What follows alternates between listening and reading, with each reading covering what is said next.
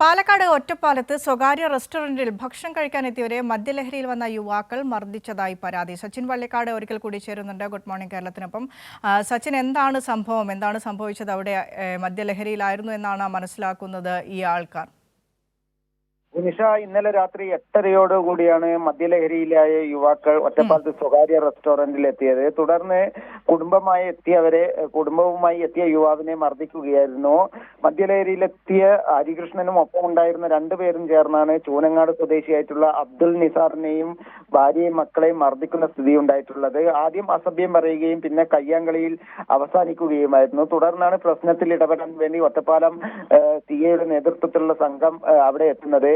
ഒറ്റപ്പാലത്ത് നിന്നും എത്തിയ SIക്കും ഈ പ്രശ്നത്തിൽ ഇടപെട്ടപ്പോൾ മർദ്ദനമേറ്റു എന്നാണ് നിലവിൽ അറിയാൻ വേണ്ടി സാധിച്ചിട്ടുള്ളത്. 2 FIRകൾ, അതായത് അബ്ദുൾ നിസാറിനെയും കുടുംബത്തെ മർദ്ദിച്ചതിനും അതുപോലെ തന്നെ ഒറ്റപ്പാലം CI അടക്കമുള്ള പോലീസുകാരെ മർദ്ദിച്ചതിനുമാണ് പ്രതികൾക്കെതിരെ കേസെടുത്തിരിക്കുന്നത്. 3 പേരെയും നിലവിൽ അറസ്റ്റ് ചെയ്തിട്ടുണ്ട്. ശരി, പാലക്കാട് ഒറ്റപ്പാലത്തായിരുന്നു ഇന്നലെ ഇത്തരത്തിലൊരു സംഭവം ഉണ്ടായത്. സ്വകാര്യ റെസ്റ്റോറന്റിൽ ഭക്ഷണം കഴിക്കാനെത്തിയ കുടുംബത്തെ മദ്യലഹരിയിലായിരുന്ന യുവാക്കൾ ആക്രമിച്ചു.